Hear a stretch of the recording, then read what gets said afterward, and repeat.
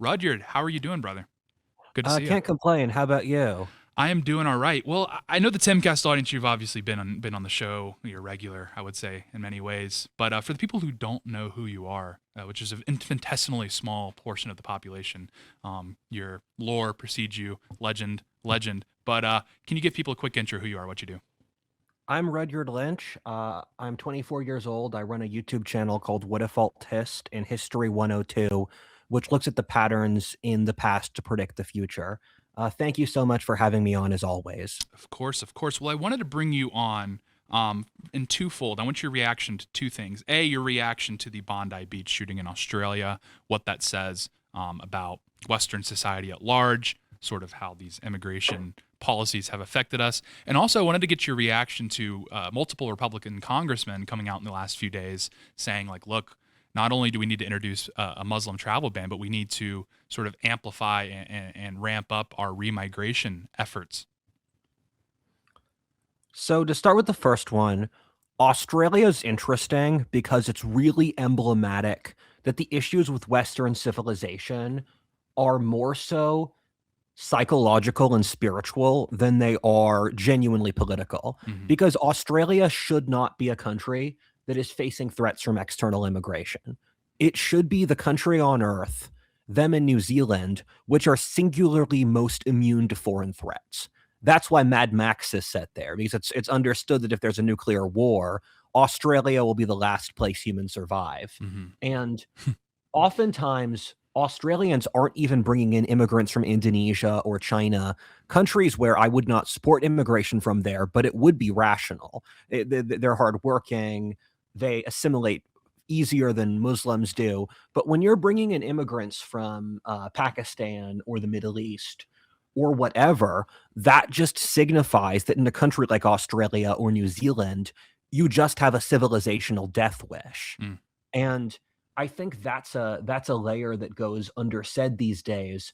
And I often find that in the Anglo diaspora countries besides America, wokeness is significantly worse than America. Mm. In Australia, they don't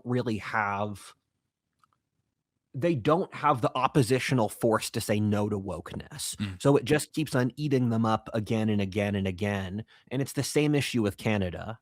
Hmm. Before we get started, we got a great sponsor. It is Beam Dream.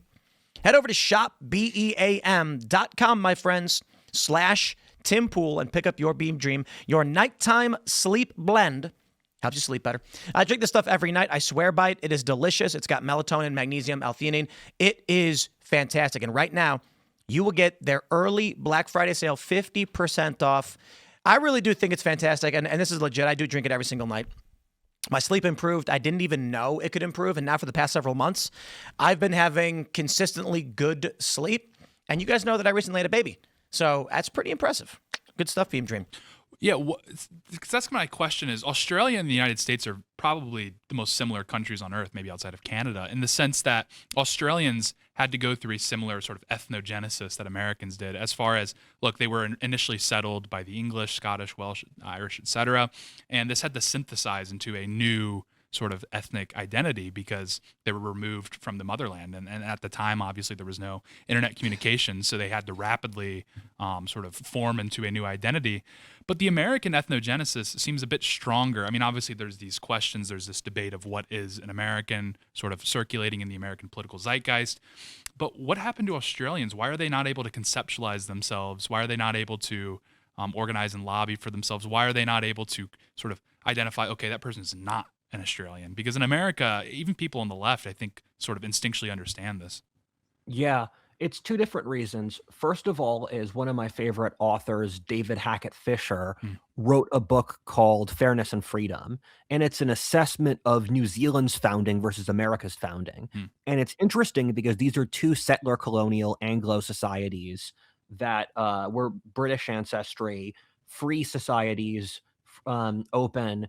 And the thesis the author picks is that America's foundation in the 17th century set it up with a very different paradigm than New Zealand's in the 19th, where in the 17th century, Europe was fighting constant religious wars. It was the development of science, and freedom was the biggest issue of 17th century England, where they killed the king. Mm. And America has kept all of these sort of cultural traits from 17th century England, which is why the closest thing to what Shakespeare spoke would be modern American Mm. English. We speak an archaic dialect of what English would have looked like 400 years ago.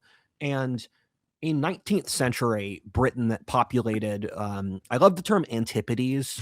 That's the word for Australia and New Zealand. It's the other side of the earth. Yeah, Um, I love that. I always imagined it as like an octopus creature. But the Antipodes, they were populated in the 19th century in the aftermath of the French Revolution when Charles Dickens was writing about just the grinding poverty of the early industrial revolution, when people were paranoid there'd be another revolution. And Britain 200 years ago, in my opinion, did something genuinely good, that they tried to sort of reroute the society away from French Revolution oppression. And so social justice was a much bigger thing in early 19th century Britain, while freedom was Mm. much bigger in the 17th century. Mhm. And the Antipodes crystallized this notion 200 years ago that fairness and social justice are the most important thing. And in America, it was freedom. Yeah. And so what this means is that Australia and New Zealand get stuck in tall poppy syndrome, where if you talk to a lot of people from that part of the world, they'll often move to Britain or America because if you try to achieve things in those societies, other people cut you down. Mhm. It's very much, even upper class Australians will try to act like they're working class and they're just here to do Barbie on the beach. And it's a very sort of low tension culture. Mhm. And they can't break out of that because, or it's hard for them because there's not a lot of external threats. And a really un-PC element of this that I think is still fundamentally true is America faced a greater threat from the Native Americans Mm. than any of the other Anglo-settler societies. Yeah. And also, slavery in the South meant that a lot of America had to develop a sense of almost Nietzschean master morality. Mhm. Because when you look at the authors that American Southerners were reading 200 years ago, it was the ancient Greeks and the Romans, because they were looking for parallel slave societies where you need to have the warlike sort of masculine edge. And that is an argument that the left will use. But I think there is a degree of validity when you have that sort of culture pop up in America. Mhm. I mean, there's also something to be said about the fact that, America was settled by Puritans. I mean, a lot of people have pointed out that Oliver Cromwell, in many ways, is like sort of the OG founding father. And in addition to that, obviously, there was sort of this sense among colonial Americans of the Norman yoke that, the freedom that, we are aspiring to the United States is really just a pre-Norman state of affairs for an Anglo society. That's getting probably too in the weeds for for a Rumble live show. But I think there's something to be said versus the Australians, like you're pointing out, where it was, it sort of came about later on in the 19th century is really when it crystallized.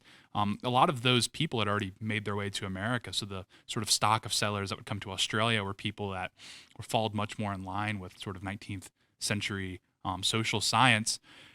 In addition to that, I want to ask you, what is sort of driving, because you pointed out at the top, the immigration patterns coming to Australia, they don't really seem to align with what would be conventional thinking as far as like if you're trying to plug holes in your economy.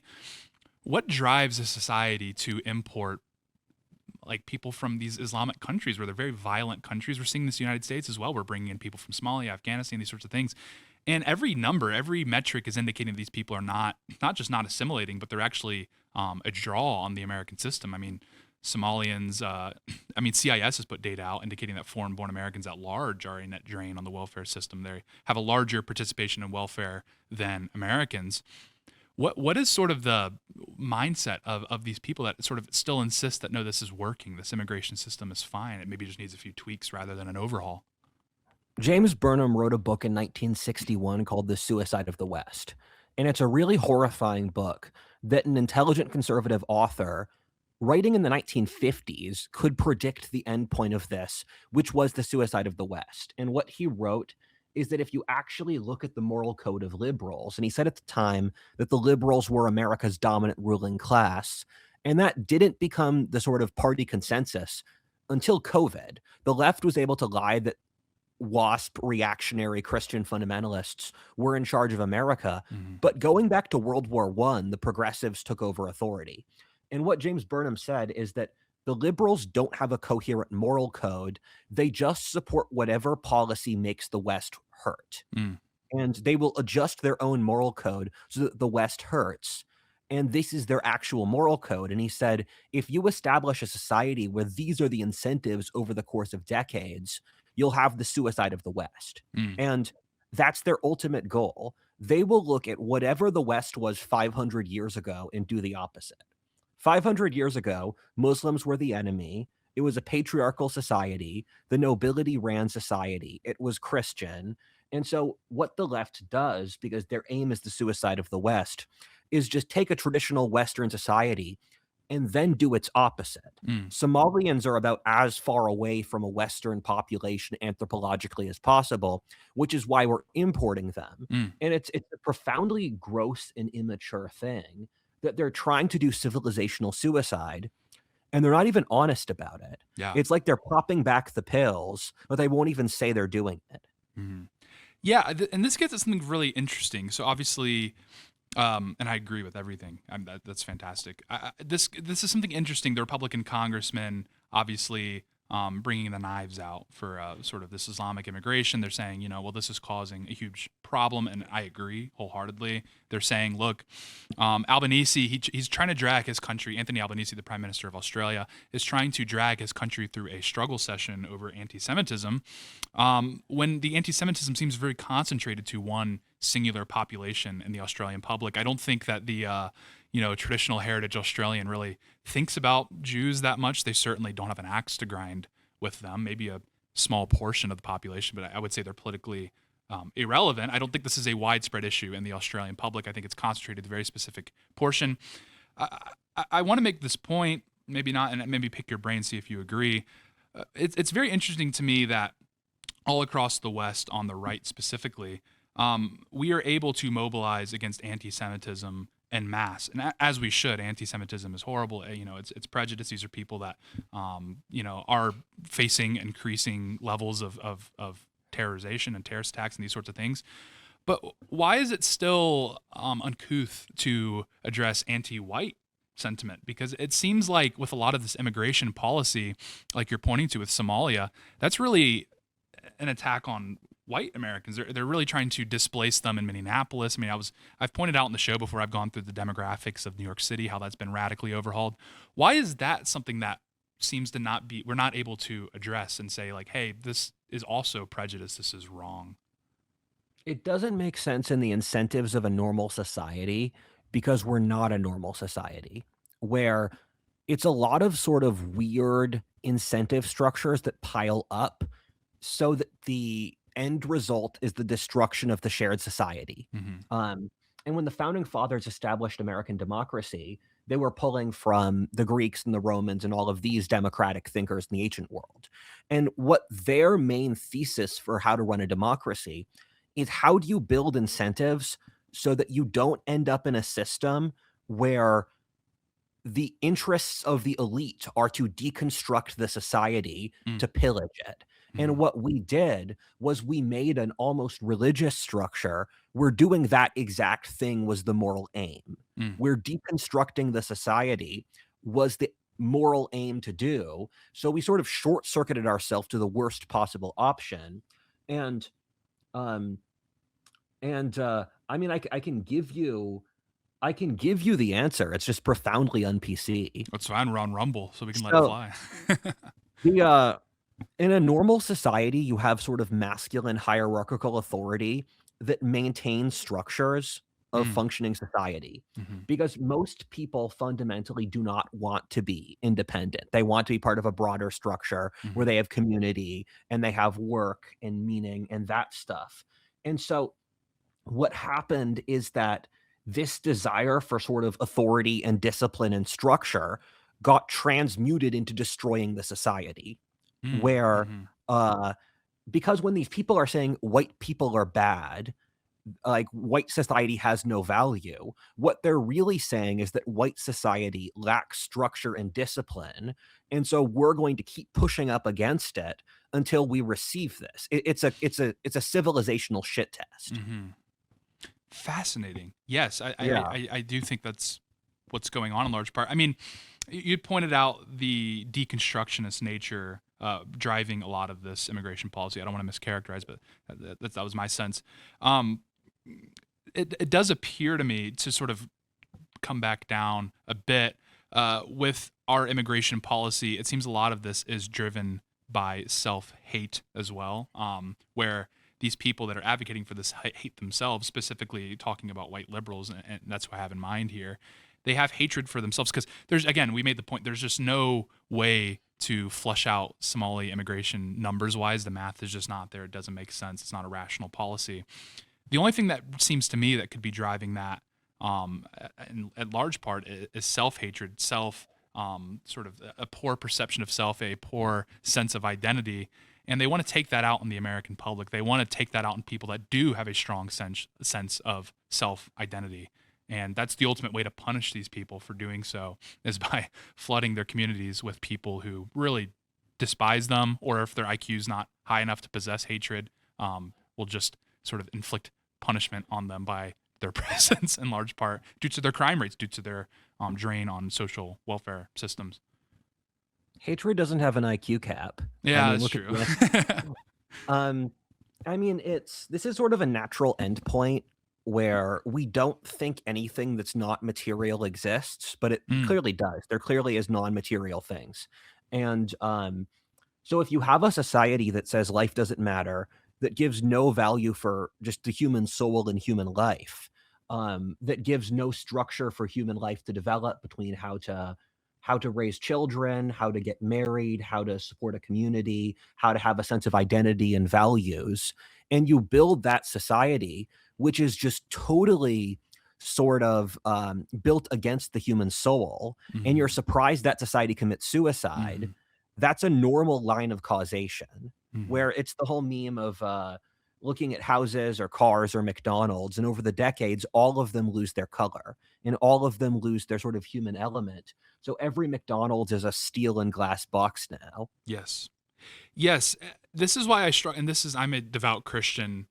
So I'm coming from this, addressing my camp's sort of their remedy for the situation is I think it's a bit short-sighted to just say the way out of this, the way to provide value is just simply to attend church, because even in the United States specifically, a lot of these churches aren't providing value at a metaphysical level anyway. They also kind of resemble these McDonald's in a lot of ways, these churches that are really just big box enterprise. It's a TED Talk and a rock concert fundamentally. So I'm even skeptical that with the current state that Christianity is in the United States, that this would even provide the meaning to people for them to sort of dig themselves out of this hole of despair and whatnot. At least that's my assessment of the current situation. We lost something very valuable with World War I, and that was the sort of indigenous European rights to pride, where when you go into World War I, you'll see a society where you have people trained in the Greeks, in the Romans, and the classics, and history and the Bible, with these highly elaborate codes of politeness and fashion and art and culture and dress. And when the left says white people don't have culture, it fills me with such unfathomable rage. Yes, we don't have culture because you guys killed it. This is like an abuser taking away your stuff and then blaming you for not having it. And so white people used to have a lot of culture leading up until World War I. And we lost that, but that was fundamentally the thing that propelled all of this. Where when you removed that culture, you removed all of these implicit social rules and senses for reality and all these different things.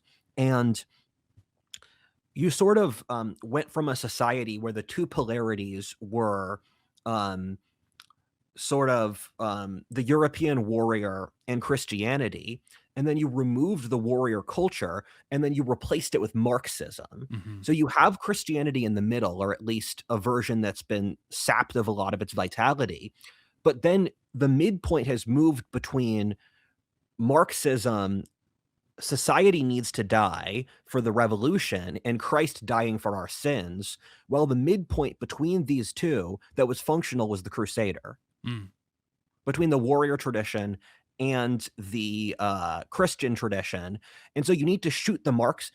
I like to say people blame the Jews, they blame women, they'll blame various groups. But when you look at the death of the old America, the Marxists have a plan to murder it. They have the gun. They Mhm. said they did it.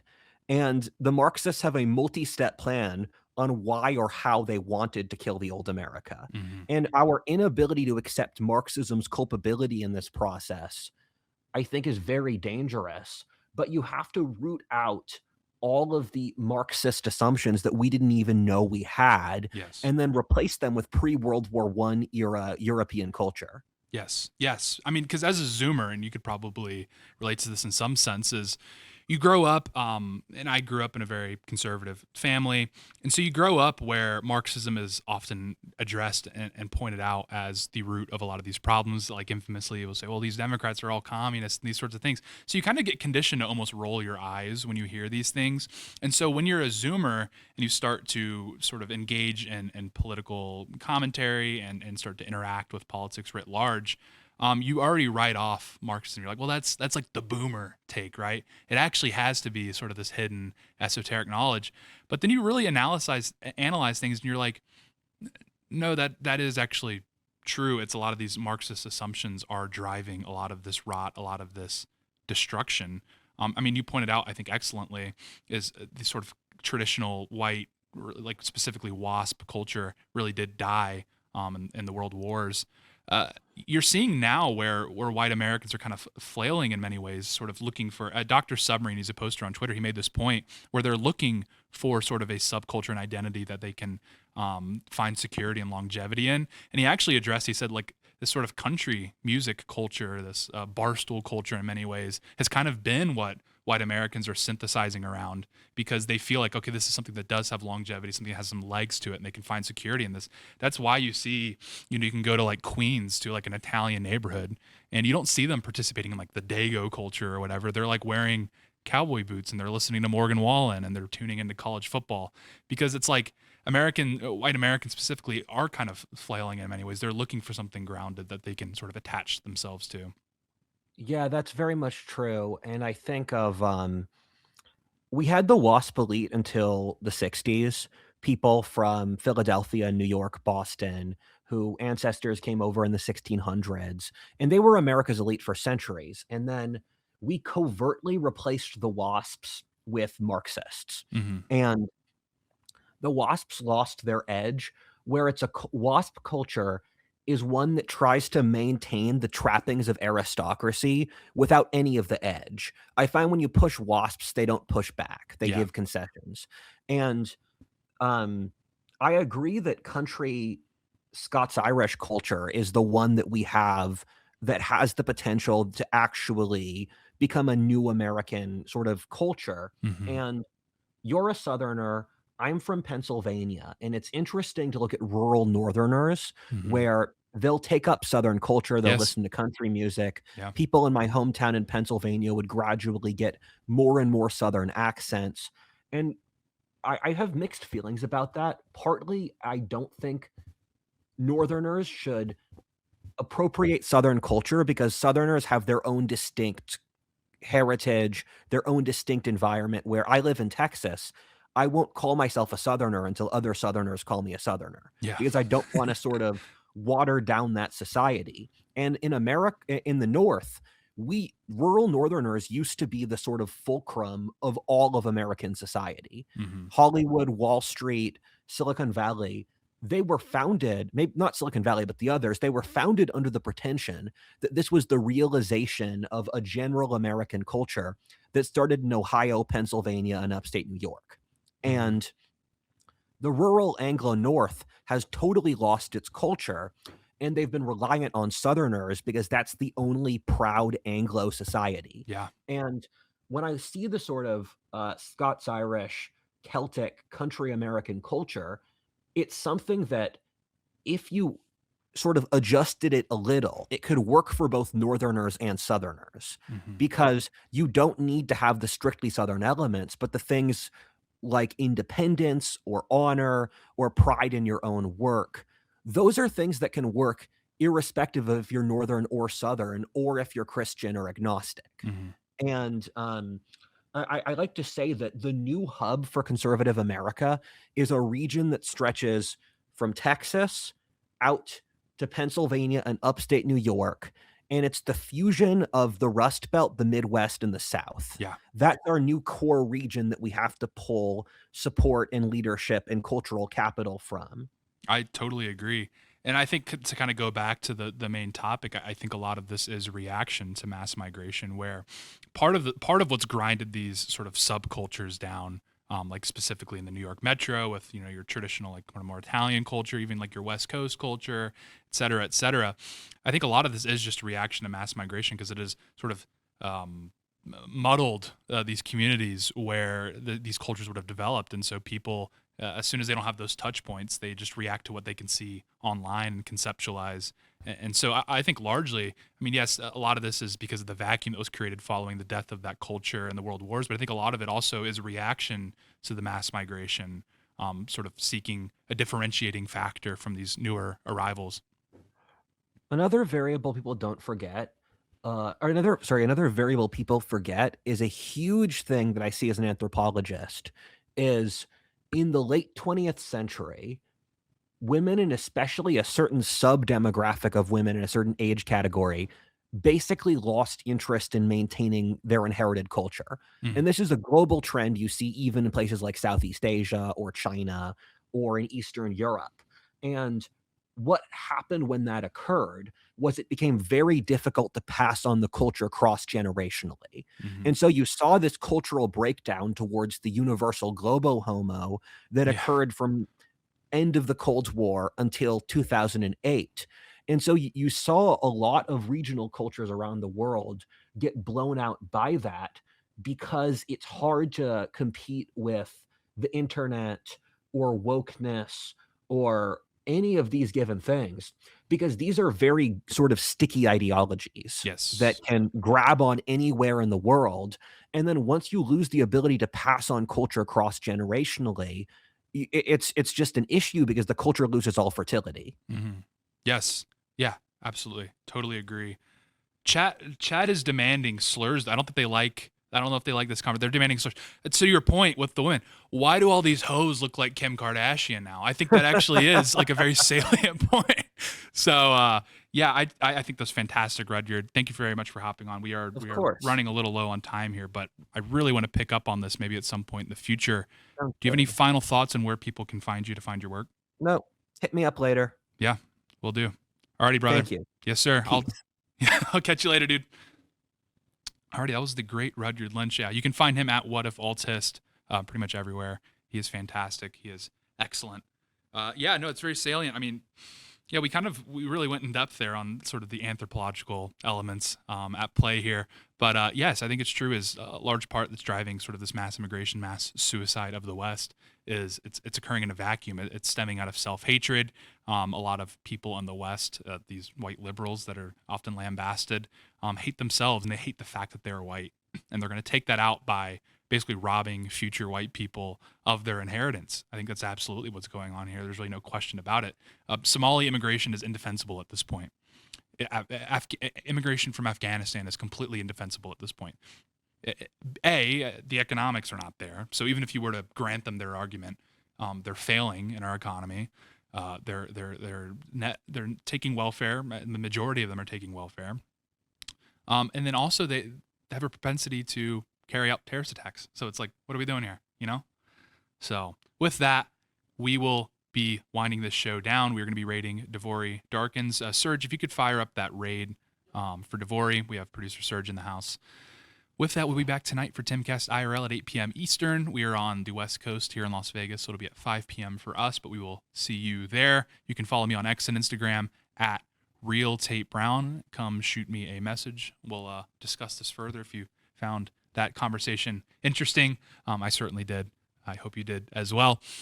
With that, yeah, we're going to wind down today's show, and we got that raid going for Devori. And yeah, thank you very much for watching, and I will catch you guys tomorrow.